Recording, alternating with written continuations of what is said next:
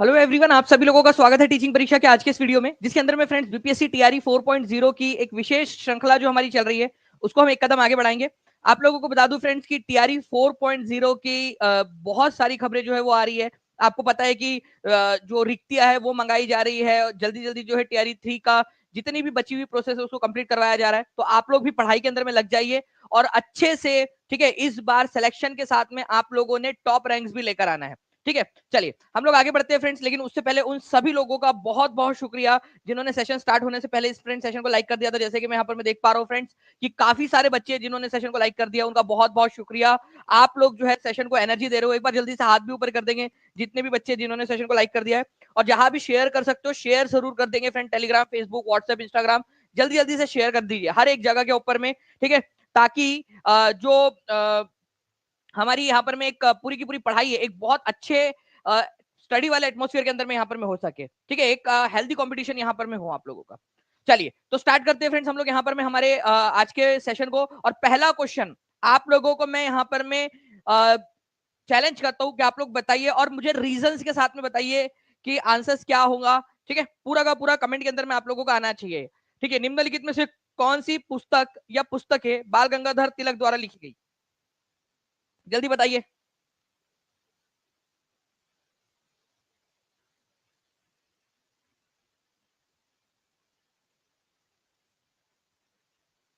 बताइए जल्दी जल्दी से इसका आंसर क्या होगा कि निम्नलिखित में से कौन सी पुस्तक या पुस्तकें बाल गंगाधर तिलक द्वारा लिखी गई है। Arctic home in the Vedas, Hind Swaraj, Gita Rahasya, more than one of the above, none of the above. जल्दी बताएंगे इसका आंसर क्या होगा। तो देखिए फ्रेंड्स, अगर मैं बात करूं बाल गंगाधर तिलक की, तो बाल गंगाधर तिलक ने गीता रहस्य लिखी है और Arctic home to the Arctic home in the Vedas भी लिखे। मतलब कि जो वैदिक लोग थे वो आर्टिक के एरिया में, मतलब नॉर्थ पोल के इलाके में रहते थे, ऐसा इनका दावा था। तो ए और सी जो है ये बाल गंगाधर तिलक के द्वारा लिखी गई पुस्तक है। इसी वजह से जो आंसर है ये इसका हो जाएगा आपको ऑप्शन नंबर डी। केवल 40% लोगों ने सही आंसर दिया था, 40% लोगों ने। ठीक है, तो इस तरह के क्वेश्चंस अगर प्रिपेयर करने आप लोगों ने जो एग्जाम के अंदर में आते हैं, तो टीचिंग परीक्षा के साथ में आप लोग जुड़े रहिए, क्योंकि ऐसे क्वेश्चंस आपको करवाने के साथ साथ में एक्स्ट्रा इन्फॉर्मेशन भी मैं आपको देता रहूंगा। जैसे कि हिंद स्वराज, हिंद स्वराज ये याद रखना है आप लोगों ने फ्रेंड्स, ये पुस्तक, ठीक है, गांधी जी के द्वारा लिखी गई है। गांधी जी के द्वारा लिखी गई। गांधी जी ने इस पुस्तक को 1909 के अंदर में लिखा था और ये पुस्तक लिखी गई थी गुजराती भाषा के अंदर में, गुजराती भाषा के अंदर में हिंद स्वराज। इसके अंदर में गांधी जी ने जो वेस्टर्न अ, जो डेवलपमेंट हो रहे थे, इंडस्ट्रियल रिवॉल्यूशन हो रहा था, इंडस्ट्रियल कैपिटलाइजेशन हो रहा था, ठीक है, मर्केंटलिज्म जो हो रहा था, ठीक है, वाणिज्यकरण, उसको जो है फ्रेंड्स उन्होंने विरोध किया। उन्होंने कहा कि भाई अगर इंडस्ट्रियल रिवॉल्यूशन होगा तो उससे जो छोटे जो मजदूर है या फिर कारीगर है उनका बहुत ज्यादा नुकसान हो जाएगा। तो गांधी जी जो है वो हिंद स्वराज के अंदर में देखने के लिए मिलता है कि वो इंडस्ट्रियल रिवॉल्यूशन के खिलाफ थे। ठीक है, उनका मानना था कि इंडस्ट्रियल रिवॉल्यूशन से नुकसान होगा। तो आंसर जो है फ्रेंड्स यहाँ पर में अगर पूछा जाए कि हिंद स्वराज किसकी पुस्तक है, तो आप लोग याद रख लीजिएगा गांधी जी की पुस्तक है।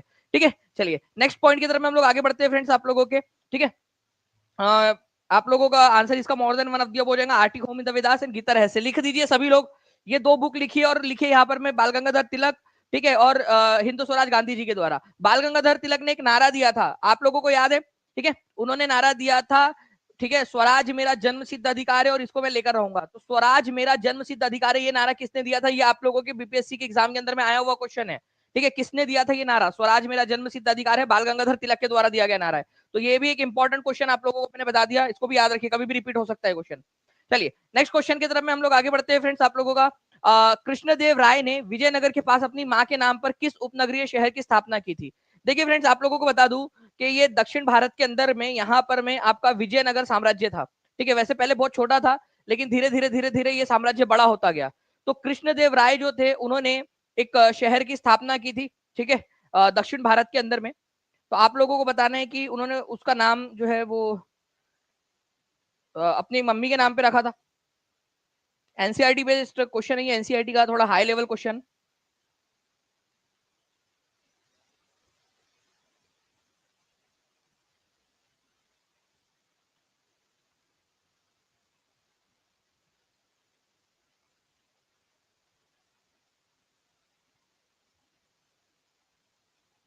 चलिए, तो फ्रेंड्स जो नगलापुरम नाम की जो जगह है दक्षिण भारत के अंदर में, वो उन्होंने क्या किया था, अपने मम्मी के नाम पे रखी थी कृष्णदेव राय ने।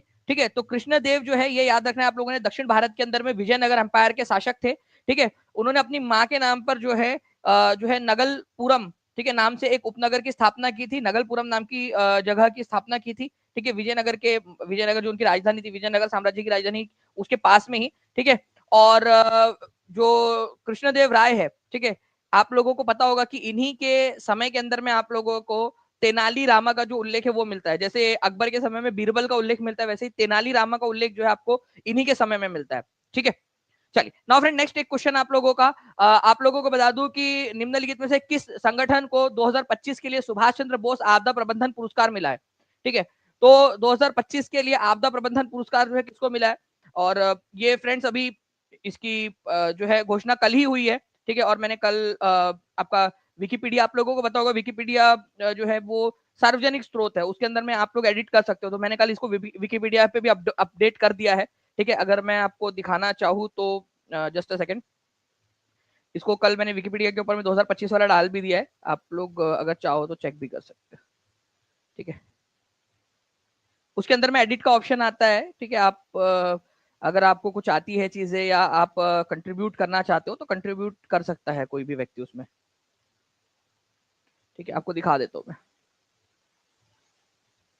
कल रात में जब मैं क्वेश्चन बना रहा था तो मैं सोचा बाकी लोगों का भी फायदा हो जाए। ठीक है। तो आप लोगों को यहाँ पर मैं दिखाना चाहूंगा फ्रेंड्स कि यहाँ पर में ये आपका भारत सरकार के द्वारा दिया जाता है ये पुरस्कार। ठीक है। आप देखोगे यहाँ पर में 2024 तक का दिया हुआ था, 2025 का मैंने कल रात में यहाँ पर मैं डाल दिया इसको। ठीक है। आप लोग भी कर सकते हो एडिट। ठीक है। सभी के पास में अधिकार होता है इसको एडिट करने का, लेकिन अगर आपने कुछ भी गलत किया तो फिर आपकी आईडी वगैरह ब्लॉक हो जाती है। तो मतलब ऐसा कुछ भी खराब चीज नहीं करना उसके अंदर में, लेकिन आप एडिट कर सकते हो उसके अंदर में अगर आपको कुछ भी लगे तो मैंने विकिपीडिया के अंदर में 2025 वाला कल डाल दिया है, Indian national centre for ocean information services. ठीक है। इनकोइस जो है इसको मिला है 2025 का, एक्चुअली कल ही मिला है, इसी वजह से मैंने कल रात में इसको अपडेट कर दिया था। ठीक है। तो आप लोगों को बता दूं फ्रेंड्स कि ये जो अवार्ड है आप लोगों का, ये भारत सरकार के द्वारा दिया जाता है डिजास्टर मैनेजमेंट के लिए, आपदा प्रबंधन के लिए दिया जाता है। ठीक है। और ये जो अवार्ड है नेताजी सुभाष चंद्र बोस की 125वीं जो जयंती थी उसको रिकॉग्नाइज करने के लिए इसको शुरू किया गया था 2019 के अंदर में। ठीक है। और आप लोगों को बता दूं कि ये जो प्रधानमंत्री नरेंद्र मोदी है, ठीक है, उन्होंने 2019, 20 और 21 का अवार्ड एक साथ जो है वो 2022 के अंदर में दिया था। ठीक है। 23 जनवरी 2022 को, फिर उसके बाद में अलग अलग जो है 23 का, 24 का, 25 का अलग अलग फिर घोषणा होने लगी। ठीक है। तो Indian national centre for ocean information services, ठीक है, इसको जो है फ्रेंड्स ये अवार्ड मिला है। 23 जनवरी को क्यों दिया जाता है, ये भी क्वेश्चन आप लोगों से पूछा जाने की संभावना है। तो 23 जनवरी को क्यों दिया जाता है, क्योंकि 23 जनवरी को जो है फ्रेंड्स आप लोगों ने याद रखना है। ठीक है। क्या होता है, सुभाष चंद्र बोस जी का जन्मदिन होता है। आप लोगों से क्वेश्चन पूछे जाने की संभावना जो है वो बहुत अधिक बनती है। एक क्वेश्चन डायरेक्टली पूछा जा सकता है आप सभी लोगों से कि नेताजी सुभाष चंद्र बोस का जो जन्मदिन होता है उसको किस दिन के रूप में मनाया जाता है। डायरेक्टली क्वेश्चन बनेगा आप लोगों से।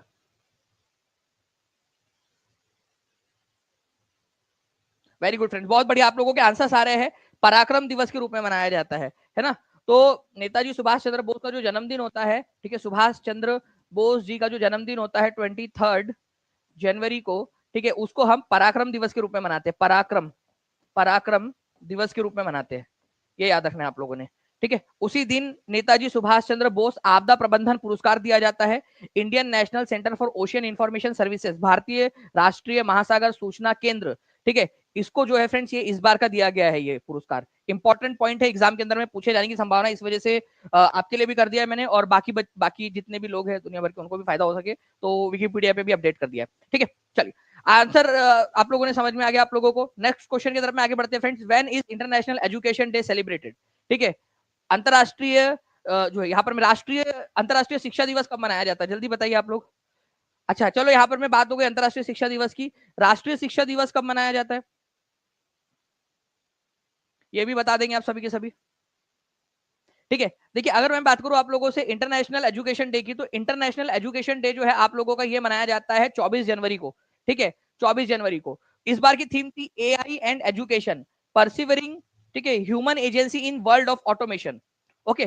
तो इंटरनेशनल एजुकेशन डे, अंतरराष्ट्रीय शिक्षा दिवस जो है ये मनाया जाता है फ्रेंड 24 जनवरी को। लेकिन अगर बात करें हम नेशनल एजुकेशन डे की, ठीक है, यहां लिख देता हूं आप लोगों के लिए, national education day, education day ये मनाया जाता है आपका 11 नवंबर को, 11 नवंबर को, ठीक है। और इस दिन जो है ये बर्थडे होता है, हैप्पी वाला बर्थडे मौलाना अबुल कलाम आजाद का, मौलाना, ठीक है, अबुल कलाम आजाद का, आजाद भारत के पहले शिक्षा मंत्री मौलाना अबुल कलाम आजाद, ठीक है। तो इनके जन्मदिन के अवसर पर जो है 11 नवंबर को मनाया जाता है फ्रेंड्स नेशनल एजुकेशन डे। तो ये भी लिख देंगे कमेंट में, हर कोई बच्चा जल्दी जल्दी से लिख देगा, ठीक है। अगर आप लोग लिखते रहोगे, और यहाँ पर मैं देखिए 1800 से ज्यादा बच्चे देख रहे हैं, 1350 लाइक्स हो चुके हैं, बहुत नाइंसाफी है। जल्दी जल्दी से सेशन को लाइक एंड शेयर भी करते रहेंगे आप सभी के सभी, तब जो है यहाँ पर में मजा आएगा कि आप लोगों को और ज्यादा इन्फॉर्मेशन देते रहे, ठीक है।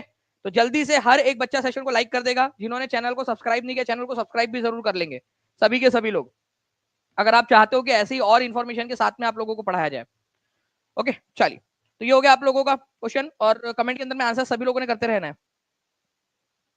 नाउ फ्रेंड्स नेक्स्ट क्वेश्चन की तरफ में आगे बढ़ते हैं। प्रत्येक वर्ष 23 जनवरी को किसकी जयंती पराक्रम दिवस के रूप में मनाई जाती है, ठीक है। B D triple S B PGT का क्वेश्चन, ठीक है, पीजीटी का।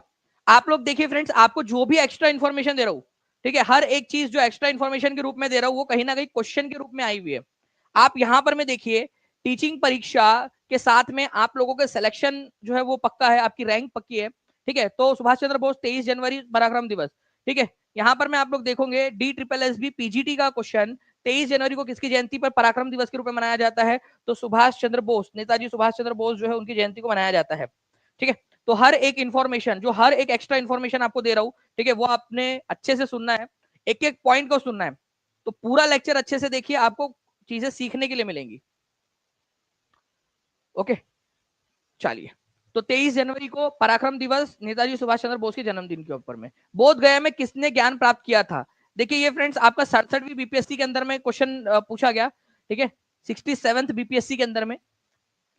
और मुझे लगता है कि 67th बीपीएससी के अंदर में मतलब इतना टफ क्वेश्चन तो बीपीएससी वाले भी नहीं पूछते होंगे, यूपीएससी वाले भी नहीं पूछते होंगे, मतलब बिहार के अंदर में बिहार के बच्चों से इस तरीके के क्वेश्चन। और ऐसा बात नहीं कि सिर्फ 67वीं बीपीएससी के, भाई अभी 70वीं बीपीएससी का री एग्जाम आप देख लीजिए कितना इजी आया था, ठीक है, री एग्जाम कितना इजी था, री एग्जाम वाला पेपर, क्वेश्चन पेपर अगर आप लोग देखोगे तो इतना इजी पेपर था कि भाई ऐसा लग रहा था कि टीआरई का उससे ज्यादा टफ होता है करके, उससे ज्यादा। तो बोध गया के अंदर में गौतम बुद्ध ने जो है वो ज्ञान की प्राप्ति की थी, ठीक है, ये याद रखना है आप लोगों ने, निरंजना नदी के किनारे के ऊपर में। चलिए अच्छा, वर्धमान जो महावीर है या महावीर स्वामी जो है उन्होंने कहां पर में ये प्राप्त की थी, तो जिम्भिक ग्राम नाम की जगह है, जिम भिक ग्राम नाम की जगह है, वहां पर में उन्होंने की थी, ठीक है, ये भी याद रख सकते हो आप लोग। जिम्भिक ग्राम नाम की जगह है, उसके वहां पर में रिजू पालिका नदी है, रिजू पालिका नदी, ठीक है, रिवर, उसके पास में, ठीक है, रिजू पालिका रिवर के पास में। और इन्होंने, अच्छा इन्होंने कौन सा ट्री था गौतम बुद्ध का, जो पेड़ है वो कौन सा था, मतलब उनके कौन से पेड़ के नीचे की थी इन्होंने, और इनके ये कौन से पेड़ के नीचे बैठे थे, ये भी एक क्वेश्चन बन सकता है। ये कौन से पेड़ के नीचे बैठे थे, ये कौन से पेड़ के नीचे बैठे थे, देखते कितने लोग आंसर कर सकते हैं, जल्दी से आंसर करिए।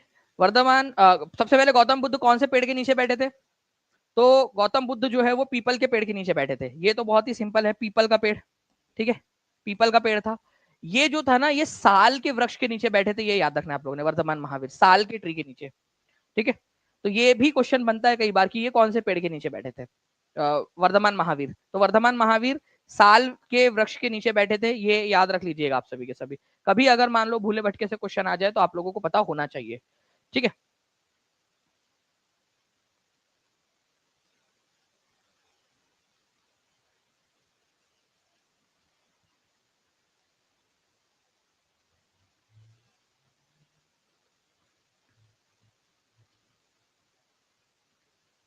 चलिए आगे बढ़ते हैं हम लोग फ्रेंड्स, यहाँ पर मैं आप लोगों को बताना चाहूंगा मैं कि जो है ये सारी की सारी चीजें जो है आप लोगों का, ये आप लोगों को जो है आपके इसके अंदर में भी मिल जाएगी, आप लोगों के जो एनसीईआरटी है उसके अंदर में, आपके एससीईआरटी के अंदर में, तो जो भी पढ़ाया जा रहा है आपको एनसीईआरटी एससीईआरटी बेस्ड पढ़ाया जा रहा है, ताकि आप लोग जो है बेहतर तरीके से पढ़ाई कर सके आप लोगों की, ठीक है। नाउ फ्रेंड्स, हिंद स्वराज किसकी पुस्तक है, ये क्वेश्चन अगर आप लोगों से पूछ लिया जाए तो आप लोग क्या आंसर करोगे, हिंद स्वराज,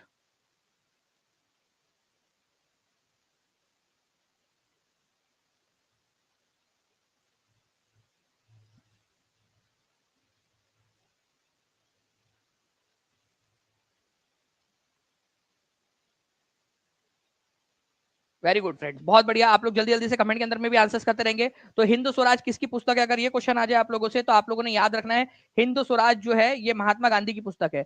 कौन से साल में लिखी थी उन्होंने, ईयर का नाम बताइए, ईयर बताइए आप लोग कौन सा था, और लैंग्वेज कौन सी थी, कौन सी भाषा में लिखी थी। ठीक है, तो ये जब लंदन से साउथ अफ्रीका जब यात्रा कर रहे थे ना, उस समय में उन्होंने लिखी थी 1909 के अंदर में, गुजराती भाषा के अंदर में, गुजराती गुजराती भाषा में हिंद स्वराज महात्मा गांधी ने। तो आंसर इसका ऑप्शन नंबर डी हो जाएगा आप लोगों का। ठीक है, चलिए, तो ये एक पॉइंट था आप लोगों का। नेक्स्ट क्वेश्चन की तरफ में हम लोग जल्दी से आगे बढ़ते हैं फ्रेंड्स आप लोगों के। ठीक है, चल, तो हिंद स्वराज महात्मा गांधी के द्वारा लिखी गई है। आज हम लोगों ने बाल गंगाधर तिलक की दो पुस्तकों के बारे में पढ़ा। आप लोग उनके नाम बता सकते हो मुझे, कौन कौन सी दो पुस्तकों के नाम हम लोगों ने आज पढ़े बाल गंगाधर तिलक की। अगर याद आ रहा है, थोड़ा सा भी याद आ रहा है तो बताइए जल्दी जल्दी से। अगर थोड़ा सा भी याद आ रहा है आप लोगों को तो बताते जाइए जल्दी जल्दी से। बाल गंगाधर तिलक की दो पुस्तकों के बारे में हम लोगों ने आज पढ़ा है, कोशिश तो करो।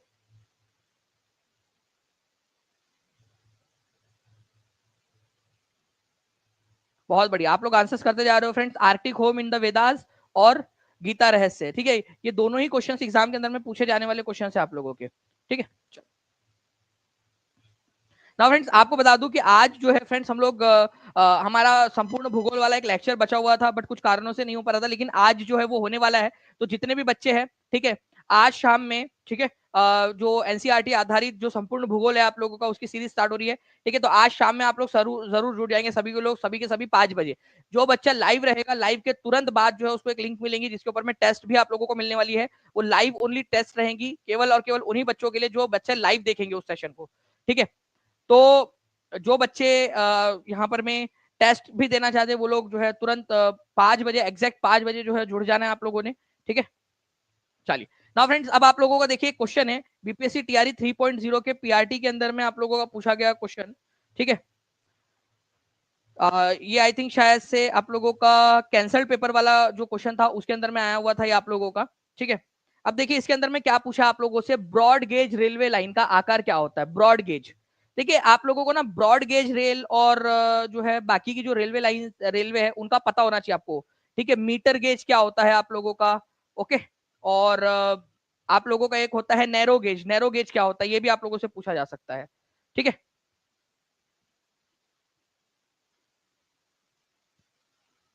ठीक है, तो देखिए फ्रेंड्स अगर मैं बात करूं ब्रॉड गेज आप लोगों की, तो ब्रॉड गेज जो है 1.676 मिलीमीटर, ठीक है, जो होती है आप लोगों की, अगर ये बड़ा, इतना बड़ा उसकी जो है दो दो पटरियों के बीच में, मतलब ये यहाँ पर में और इसके बीच में जो है इतना बड़ा डिस्टेंस है। ठीक है, 1.6 जो है 1.676 मिलीमीटर का, तो ये आप लोगों की क्या हो जाएंगी, ब्रॉड गेज हो जाएंगी यहाँ पर में।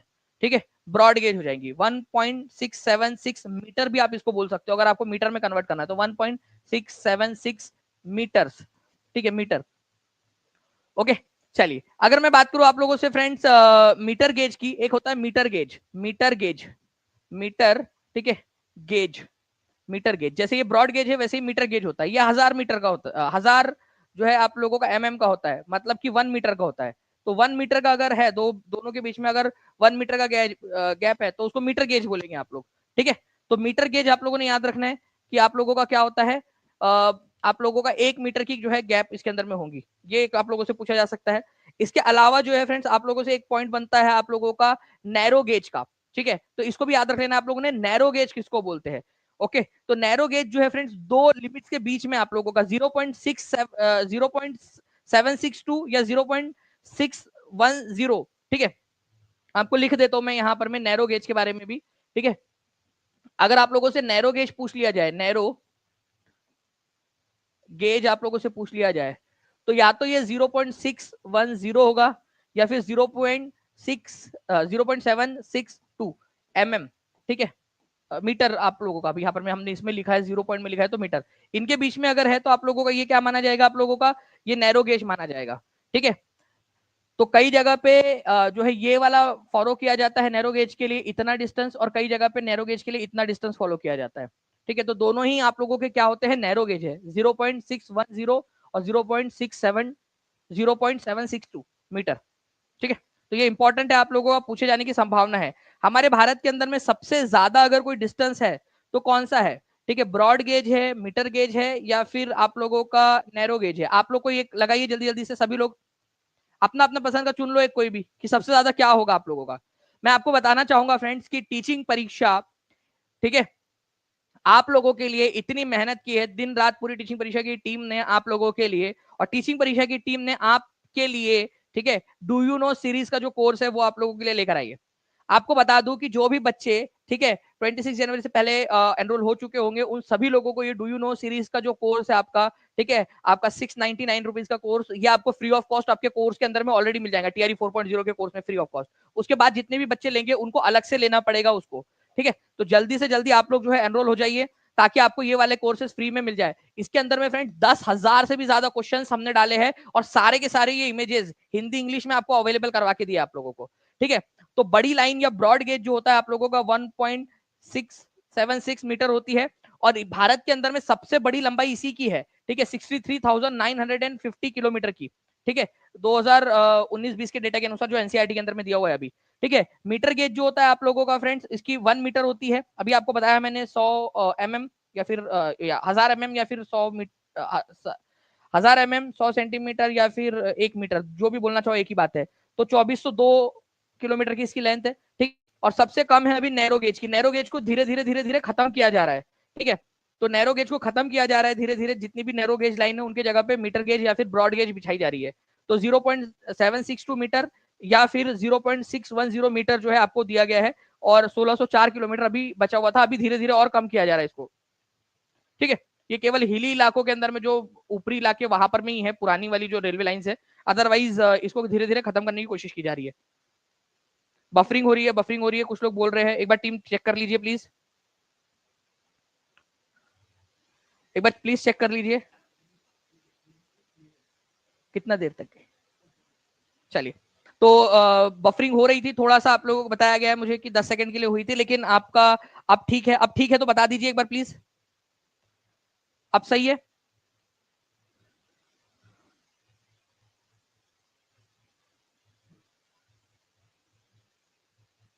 चलिए, तो आप लोगों ने सभी ने देख लिया फ्रेंड्स कि आपका डू यू नो जो है, एनसीईआरटी डू यू नो, ये कितना इंपॉर्टेंट है।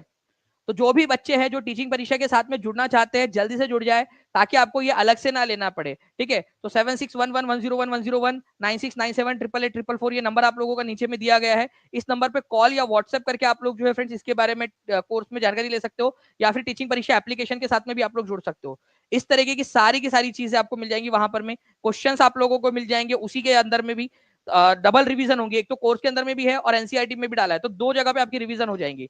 तो जिन लोगों ने लिया हुआ है, ठीक है, ओके, जिन लोगों ने ले लिया है उनको कॉन्ग्रेचुलेशन, उनको NCERT do you know course मिल चुका है साथ में, और जो लोग बाद में लेंगे 26 के बाद में, उनको अलग से लेना पड़ेगा एनसीईआरटी डू यू नो का कोर्स फिर, ठीक है। तो चलिए, ये सारा आप लोगों को जो है फ्रेंड्स यहाँ पर में हमने दे दिया है। निम्नलिखित में से किस हड़प्पा स्थल पर हल की टेराकोटा पाई गई थी? बीपीएससी की 2016 की एग्जाम के अंदर में पूछा गया क्वेश्चन। चलिए, 1999 लाइक्स हो चुके हैं, एक लाइक दूर है हम लोग 2000 से, केवल 2800 बच्चे देख रहे हैं। जल्दी जल्दी से सेशन को लाइक भी करते रहेंगे आप लोग। पकड़ लो दानी सर का हाथ और जुड़ जाओ टीचिंग परीक्षा के साथ। क्या बात है बिस्मार्क जी, ठीक है। देखिए, अगर हम लोग बात करेंगे फ्रेंड्स यहाँ पर मैं इस पर्टिकुलर क्वेश्चन की, तो निम्नलिखित में से किस हड़प्पा स्थल पर हल की टेराकोटा पाई गई है? मतलब कि हल जो है मिट्टी का बना हुआ एक खिलौने टाइप का हल आप लोगों को मिला है, ठीक है। मतलब कि इससे हम अंदाजा लगा सकते हैं कि उन लोगों को हल के बारे में पता था, ठीक है। हल इस तरीके से, ठीक है, जिससे मिट्टी में खुदाई की जाती है और खेती के अंदर में काम आता है। तो टेराकोटा एक होता है आप लोगों का, ठीक है, पदार्थ, जिसको रेत के अंदर में गम वगैरह मिलाकर जो उसको पीस कर वो बनाया जाता है टेराकोटा, ठीक है। चिकनी मिट्टी से भी कई बार बनता है ये। तो ये कहाँ पर में आप लोगों को मिला है? अगर ये क्वेश्चन डायरेक्टली पूछ लिया जाए तो आप लोगों को याद रखना है, बनावली नाम की जगह है हरियाणा के अंदर में फ्रेंड्स, ठीक है, वहां पर में मिलता है। तो आंसर इसका ऑप्शन नंबर बी होगा आपका, बनावली के अंदर में, ठीक है। तो बनावली नाम की जगह हरियाणा के अंदर में आपको मिलेगी, जहां पर में आपको मिट्टी का या फिर टेराकोटा का बना हुआ हल मिला है। अगर आप लोगों से पूछ लिया जाए जूते हुए खेत के सबूत कहां पर में मिले हैं? जूते हुए खेत, हड़प्पा सभ्यता या सिंधु घाटी सभ्यता के अंदर में जूते हुए खेत, मतलब कि एक ऐसी जगह जहां कंफर्म हमको पता चलता है कि यहाँ पर में खेती हुई थी, ठीक है। पिन टू द पॉइंट, अगर हमें पता चलता है कि वहां पर में खेती हुई थी, तो वो जगह है आप लोगों की, ठीक है, गुजरात के अंदर में, ठीक है। आप लोगों को याद रखना है फ्रेंड्स, कालीबंगान नाम की जगह है यहाँ पर में गुजरात में, ठीक है। यहाँ पर में कंफर्म हमें खेती किए गए सबूत मिले हैं, ठीक है, कालीबंगान के अंदर में। तो ये भी पॉइंट इंपॉर्टेंट है। जूते हुए खेत के सबूत, प्लब्ड, ठीक है, एग्रीकल्चरल फील्ड कहां पर में मिली है आप लोगों को, तो कालीबंगान में मिली है, राजस्थान के, ठीक है। और बनावली के अंदर में आप लोगों को क्या मिला है फ्रेंड्स, बनावली के अंदर में आपको लकड़ी का जो है यहाँ पर में टेराकोटा का हल मिला है, ये याद रखेंगे आप सभी। इसके अलावा जो है फ्रेंड्स आप लोगों को एक और चीज बताना चाहता हूं मैं, ठीक है। हड़प्पा जो सिंधु घाटी सभ्यता में सबसे पहला खोजा गया शहर कौन सा था, इनमें से इतने सारे शहर खोजे गए हैं हड़प्पा सभ्यता के, सिंधु घाटी सभ्यता के, तो सबसे पहला जो शहर खोजा गया था सिंधु घाटी सभ्यता का वो था फ्रेंड्स, याद रखना है आप लोगों ने, ठीक है, ये हड़प्पा शहर। इसी के वजह से इस सिंधु घाटी सभ्यता को हड़प्पा सभ्यता भी बोलते हैं, ठीक है। तो 1901 के अंदर में, ठीक है, 1921 के अंदर में बेसिकली, ठीक है, आपका 1921 के अंदर में हड़प्पा की खोज हुई थी, ये याद रखना है आप लोगों ने। रावी नदी के किनारे पर है हड़प्पा, तो सबसे पहला शहर जो खोजा गया था सिंधु घाटी सभ्यता का वो था आपका हड़प्पा, ठीक है। उसके बाद में आप लोगों को अगर मैं बता दूं, हमारे भारत के अंदर में सबसे ज्यादा, ठीक है, अगर कहीं पे आप लोगों को मिलते हैं हड़प्पा के शहर, तो अभी भी एज पर दी एनसीईआरटी डेटा गुजरात के अंदर में मिलते हैं। आपको बताना चाहूंगा धोलावीरा जो है ये एक बहुत ही इंपॉर्टेंट है, ठीक है, यूपीएससी के अंदर में आया था आप लोगों का, ठीक है, कि वाटर मैनेजमेंट के लिए अपने पानी को बचा के रखते थे लोग। क्या करते थे, बारिश के मौसम में जो पानी गिरता था उसको स्टोर करके रखते थे और बाकी सीजन के अंदर में उसका इस्तेमाल करते थे।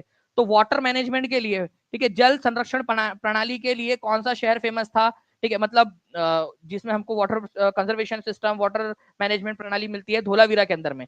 ये कहां पर में, गुजरात में है। अच्छा, धोलावीरा कितने पार्ट में डिवाइडेड था, ये 3 पार्ट में डिवाइडेड था, 3 पार्ट्स के अंदर में, ये भी याद रखना है, ये आपका बहुत सारे एग्जाम्स में आया हुआ क्वेश्चन है। सिंधु घाटी सभ्यता का एकमात्र शहर जो 3 पार्ट्स में डिवाइडेड था, ठीक है, 3 पार्ट में, धोलावीरा, ये याद रखेंगे आप लोग, वाटर मैनेजमेंट के लिए भी प्रसिद्ध था और 3 पार्ट में डिवाइडेड था। इसको यूनेस्को वर्ल्ड हेरिटेज साइट के अंदर में घोषित किया गया है, ठीक है। यूनेस्को वर्ल्ड हेरिटेज साइट का एक अपडेटेड लेक्चर आप लोगों को मैं पढ़ाने वाला हूँ फ्रेंड्स, बहुत जल्द पेड क्लास के अंदर में, तो तैयार रहिएगा आप सभी के सभी लोग, जिसके अंदर में अभी जो लेटेस्ट में अपडेट हुए हैं वो सारे के सारे इंक्लूड करके मैं आपको पढ़ाऊंगा, ठीक है। उसके बाद में जो है फ्रेंड्स, अगर आप लोगों से बोला जाए कि हड़प्पा सभ्यता का बंदरगाह वाला शहर कौन सा था, ऐसा शहर जिसमें बंदरगाह था, बंदरगाह मतलब ऐसा नहीं जिसमें बंदर लोग रहते हैं, बंदरगाह मतलब जहां पर में वो जहाज वगैरह अगर रुकते हैं ना, पानी के जहाज, ठीक है, डॉकयार्ड, ठीक है, पोत्राश्रय। तो लोथल जो है गुजरात के अंदर में था, जो बंदरगाह वाला शहर था, ये भी याद रखना है आप लोगों ने, पोत्राश्रय, लोथल गुजरात के अंदर में, ये भी ओके। अच्छा, क्या हड़प्पा के लोगों को घोड़े के बारे में पता था ज्यादा, घोड़े के बारे में पता था क्या, आपकी 69वीं बीपीएससी के अंदर में आया हुआ क्वेश्चन है ये, कि हड़प्पा वासियों को किस जानवर के बारे में नहीं पता था, ठीक है। तो हड़प्पा के लोगों को घोड़े के बारे में नहीं पता था, घोड़ा उतना ज्यादा मिलता नहीं, सब जानवर की हड्डियां ये वो मिल जा रहे हम लोगों को, घोड़े के अवशेष बहुत कम मिलते। केवल एक जगह ऐसी है जहां पर घोड़े की हड्डियों के अवशेष मिले हैं, वो है सुरकोटदा, केवल एक ही जगह जहां घोड़े की हड्डियों के अवशेष मिले, अदरवाइज कहीं पे भी घोड़ा नहीं मिला हमको, ठीक है, घोड़ी की हड्डियां नहीं मिली। तो केवल और केवल सुरकोटदा एक ऐसी जगह है जहां पर में घोड़ा मिला है। इससे पता चलता है, इससे हम अंदाजा लगाते हैं कि भाई ये जो हड़प्पा सभ्यता थी, ये इसमें घोड़े के बारे में इनको नहीं पता था। बाद में वैदिक सभ्यता के समय में, ठीक है, जब नॉर्थ ईस्ट एशिया से जो लोग आए वो अपने साथ में घोड़ा लेकर आए थे। घोड़ा मतलब एक्चुअल वाला घोड़ा, तुड़ू तुड़ू वाला, वो ढिशक्या वाला घोड़ा नहीं है। चलो नाउ फ्रेंड, नेक्स्ट क्वेश्चन की तरफ में आगे बढ़ते हैं हम लोग। यहाँ पर में बोकारो कोयला क्षेत्र कहां पर में स्थित है, बीपीएससी असिस्टेंट एग्जाम के अंदर में आया हुआ क्वेश्चन। और मैं आप लोगों को बताना चाहूंगा फ्रेंड्स कि बोकारो कोल्ड फील्ड बहुत ही फेमस कोल्ड फील्ड है आप लोगों की, भारत के अंदर में कुछ इंपॉर्टेंट कोल्ड फील्ड है, उन्हीं में से एक है, ठीक है। तेलचर हो जाए, कोबरा हो जाए, रानीगंज हो जाए, ठीक है, झरिया हो जाए। तो झरिया जहां पर में वहीं पे भी, वही उसी राज्य में बोकारो भी है, कोयला क्षेत्र।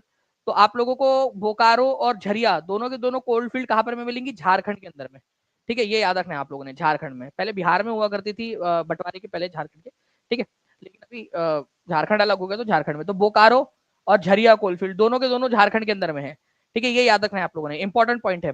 आप लोगों को टिस्को के बारे में पता है क्या, TISCO Tata iron and steel company, ठीक है, 1907 में इसकी स्थापना हुई थी, Tata iron and steel company. इसको कोयला कहां से सप्लाई होता है, ये DSSB के एग्जाम के अंदर में आया हुआ क्वेश्चन था, ठीक है। तो इसको जो कोयला सप्लाई होता है वो झरिया कोल्ड फील्ड से होता है, झरिया झरिया, ठीक है, झरिया कोल फील्ड से, कोल फील्ड से होता है।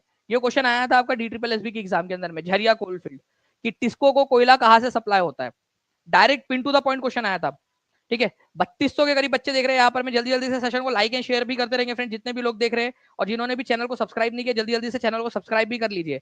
और आप लोगों को बता दूं फ्रेंड्स कि आपका आज हम लोग 5 बजे ज्योग्राफी की एक इंपॉर्टेंट क्लास करने वाले हैं, तो उसके लिए भी आप सभी के सभी तैयार रहिएगा।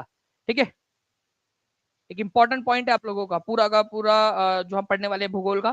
ठीक है, तो सभी के सभी बच्चे कहा गए भाई? ठीक है, ठीक है, दिखा दो। ठीक है जी, तो आप देख सकते हो स्क्रीन के ऊपर में आपका कि एनसीईआरटी आधारित जो है संपूर्ण भूगोल हम लोग करने वाले हैं। ठीक है, 5 बजे, तो सभी के सभी लोग तैयार रहेंगे 5 बजे के लिए। नेक्स्ट क्वेश्चन की तरफ में आगे बढ़ते हैं फ्रेंड्स। मैं आपको बता दूं कि इस तरीके से आपका एनसीईआरटी के अंदर में भी दिया हुआ है, कोयला फील्ड वगैरह के बारे में उसी में से क्वेश्चन आया था। निम्नलिखित में से कौन सा जानवर सिंधु घाटी सभ्यता के लोगों को ज्ञात नहीं था? ठीक है, 69वीं बीपीएससी के अंदर में आया हुआ क्वेश्चन, आईसीएआर के अंदर में आया हुआ क्वेश्चन। भाई हाथ कंगन को आरसी क्या, और टीचिंग परीक्षा से पढ़े हुए बच्चों के लिए अब ये क्वेश्चन क्या? ठीक है, कमेंट के अंदर में आंसर की झड़ी लगा देंगे सभी के सभी लोग। ठीक है, कमेंट के अंदर में भी आंसर करना है हर एक बच्चे ने, डबल आंसर करते रहिए, कमेंट में भी आंसर करेंगे सभी के सभी बच्चे फास्ट। कौन सा जानवर जो है ज्ञात नहीं था? 69वीं बीपीएससी का क्वेश्चन आप लोगों को बता दिया मैंने। एक एक पॉइंट जो हम पढ़ रहे हैं वो आप लोगों के काम का है। सर हम झारखंड झरिया में रहते हैं। चलो, खुशबू कुमारी जी बोल रहे हैं झारखंड झरिया से ही है, कॉन्ग्रेचुलेशन खुशबू जी, आपका शहर बड़ा फेमस हो गया। ठीक है, चलिए, तो यहाँ पर मैं आप लोग देखिए फ्रेंड्स कि जो घोड़ा है उसके बारे में ज्ञात नहीं था। जो बीपीएससी उन्होंने भी आंसर घोड़ा ही माना था इसका। ठीक है, कई सारी जो है बाद में एनालिसिस वगैरह उनके अंदर में ये बताया। मैं आपको बता दूं थोड़े ही समय के अंदर में आप लोगों को एक बुक भी मैं दूंगा जिसके अंदर में आपका अपडेटेड और प्लस एनसीईआरटी आधारित जो उसकी एक्सप्लेनेशन है उसके आधार पर, ठीक है, आपको सारे सॉल्यूशंस मिलने वाले हैं। तो वेट कीजिए, आप लोगों के लिए बहुत एक बड़ा गिफ्ट और बहुत एक, मतलब मैजिक आप लोगों के हाथ में आने वाला है थोड़े समय में। ठीक है, नाउ फ्रेंड्स, भारत का प्रधानमंत्री किसके प्रति उत्तरदायी होता है? प्रधानमंत्री, ठीक है, the cabinet, the president, Lok Sabha, Rajya Sabha. बताना है आप लोगों ने प्रधानमंत्री किसके प्रति उत्तरदायी होता है। अगर ऐसा क्वेश्चन आ जाए तो क्या आंसर करोगे? ये भी आपका एनसीईआरटी के अंदर में दिया हुआ है। And I am very happy to announce that के टीचिंग परीक्षा की डेडिकेटेड टीम ने अपने बच्चों के लिए ये पूरा का पूरा इस तरीके के फ्लो चार्ट्स वगैरह जो है वो आप लोगों के लिए डाले हुए हैं। ठीक है, कार्यपालिका के प्रकार जो है यहाँ पर मैं आप लोगों को दिया गया है, संसदीय, अर्ध अध्यक्षात्मक, अध्यक्षात्मक, parliamentary, semi parliamentary, presidential type of जो भी आप लोगों को होता है। ठीक है, हमारे भारत के अंदर में पार्लियामेंट्री टाइप ऑफ डेमोक्रेसी है, संसदीय प्रकार की डेमोक्रेसी है भारत के अंदर में। तो प्रधानमंत्री और उनका जो मंत्री परिषद होता है, मंत्रिमंडल, ठीक है, मंत्रिमंडल जो होता है उनका, वो किसके प्रति उत्तरदायी होता है? प्रधानमंत्री हो चाहे मंत्रिमंडल हो, ये पूरा का पूरा लोकसभा के प्रति उत्तरदायी होता है। ठीक है, तो आंसर इसका ऑप्शन नंबर सी होगा। ठीक है, एज पर आर्टिकल नंबर 75, ठीक है, जो प्रधानमंत्री और उनका मंत्रिमंडल है लोकसभा के प्रति उत्तरदायी होता है, ये याद रखेंगे आप सभी के सभी, इंपॉर्टेंट पॉइंट है ये आपका। ठीक है, प्रधानमंत्री और मंत्रिमंडल लोकसभा के प्रति उत्तरदायी है। कोई भी अपना फैसला लेते हैं तो लोकसभा को कॉन्फिडेंस में लेना उन लोगों को जरूरी होता है, क्योंकि लोकसभा में जिसकी मेजोरिटी होती है वहीं से वो बनते हैं। ठीक है, वहीं से उन मतलब जिसके पास लोकसभा में मेजोरिटी वो उसकी सरकार बनेगी, तो ऑब्वियस ही बात है कि वो रिस्पॉन्सिबल भी लोकसभा के प्रति ही होते हैं। ठीक है, चलिए, 2482 बच्चों ने लाइक भी कर दिया सेशन को, जल्दी जल्दी से सेशन को लाइक करते रहेंगे फ्रेंड्स। और मैं आपको फिर से एक बार बता दूं कि आप लोगों का आज जो है ज्योग्राफी का एक इंपॉर्टेंट सेशन जो है फ्रेंड्स आप लोगों का होने वाला है। ठीक है, तो उसके लिए आप सभी के सभी तैयार रहेंगे। ठीक है, आप सभी के सभी लोग ओके 5 बजे के लिए। तो मिशन 2025 के तहत आप लोगों का संपूर्ण भूगोल की शुरुआत हम कर रहे हैं, और उसके तुरंत बाद टेस्ट रहेंगे केवल उन बच्चों के लिए जो लाइव आएंगे। तो सभी बच्चों ने लाइव आ जाना है एग्जैक्ट 5 बजे। ठीक है, आज आप लोगों के किसी भी कंडीशन में क्लास होंगी। ठीक है, चलिए, तो मिलते हैं हम लोग फ्रेंड्स हमारे जो है आज 5 बजे वाले सेशन के अंदर में। और जितने बच्चे टीचिंग परीक्षा के साथ में जुड़ना चाहते हैं और ये सारे जो एक्स्ट्रा चीजें आपको मिल रही है उसका भी लाभ लेना चाहते हैं, ठीक है, तो आप जो है नीचे में जो नंबर चल रहा है उस पर कॉल या व्हाट्सएप करके जुड़ सकते हैं। मैं आपको बता दूं ये केवल ऑफर 26 तारीख तक ही अवेलेबल है आप लोगों के लिए, कहीं आप भूल ना जाओ, जल्द से जल्द आप एनरोल होकर पढ़ाई शुरू कर सकते हो आप लोग। ठीक है, बहुत सारी एक्स्ट्रा चीजें मिल रही है। प्लस जो है फ्रेंड्स 26 तारीख तक जितने भी बच्चे एनरोल हो चुके होंगे, ठीक है, उन बच्चों के लिए हम लोग एक कंपटीशन भी ऑर्गेनाइज करने वाले हैं, जिसमें टीआरई 1, 2, 3 के क्वेश्चंस देकर आपको फिर एक टेस्ट हम लोग लेंगे। ठीक है, उसमें से आधारित कोई भी रैंडम क्वेश्चंस हम लोग पूछेंगे उसमें से उस टेस्ट के अंदर में। तो उससे क्या होगा कि आप लोगों की एटलीस्ट वो पढ़ाई हो चुकी होंगी। ओके, चलो मिलते हैं हम लोग हमारे नेक्स्ट क्लास के अंदर में, तब तक के लिए thank you very much, take care and bye, God bless you all. मुझे बता दीजिएगा हिंद स्वराज किसकी पुस्तक है और गीता रहस्य किसकी पुस्तक है, कमेंट के अंदर में आप लोग बता दीजिएगा मुझे, ठीक है। चलिए thank you very much, bye, God bless you all, thank you Om Prakash, OP टेर जी, बहुत बहुत शुक्रिया, थैंक यू।